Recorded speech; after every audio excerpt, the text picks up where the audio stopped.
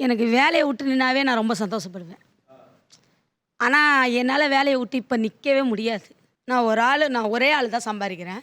என் பையன் வந்து 7வது படிக்கிறான். அவன் தான் இந்த வேலையை எனக்கு அறிமுகப்படுத்தி வச்சு இந்த வேலை செய்யுமான்னு சொல்லி இந்த 3 வருஷமாக என் பையன் என் கூட வந்துக்கிட்டே இருந்தான். அது டெலிவரிக்கு கூட வருவாப்லையா? கூட வருவான். அப்போ அவன் ஸ்கூலுக்கு போகிறது வரதெல்லாம் காலையில் 5 மணிக்கே எழுந்திரிச்சு ஹோம்ஒர்க் எழுதுவான். அவனுக்கு கஷ்டம் தெரியும், குடும்ப கஷ்டம் இதுவும் மாறும். அந்த பையன் நான் சொல்லுவான் என்கிட்ட, நீ கவலையே படாதம்மா, நான் இருக்கம்மா, நீ எதுக்குமா கவலைப்பட்டுட்டு இருக்கிற, நீ எந்த வேலை நீ நான் நைட்டு எத்தனை மணி வேணாலும் ஓட்டுமா, தூக்கத்தை தியாகம் பண்ணிட்டு வரேன்னு என் கூட என் பையன் வரான் சார். நானாக தான் வேணாப்பா நீ படிக்கணும், நீ வந்து படிப்பை பார்ப்பான்னு சொல்லிட்டு நானா இப்போ இங்கே இருக்காப்லையா? வந்திருக்கேன் சார்.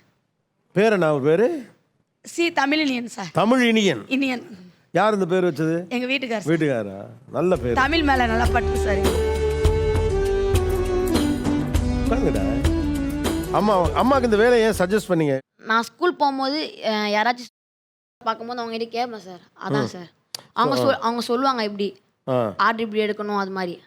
அதில் கொஞ்சம் கொஞ்சமாக கற்று அம்மாவுக்கு சொல்லி கொடுத்தேன் சார். எப்போ இந்த வேலை முடியும்னு நினைக்கிறீங்க? அக்கா வேலைக்கு போயிட்டா முடிஞ்சிடும் சார். அக்கா வேலைக்கு போயிட்டா முடிஞ்சிடும். அக்கா என்ன படிக்குது? அக்கா பிகாம். சரி, நான் ஒன்று தர்றேன், அதம்மா கொடுக்குறியா? ம், ஓகே. புதுமழை பெய்கிறதே,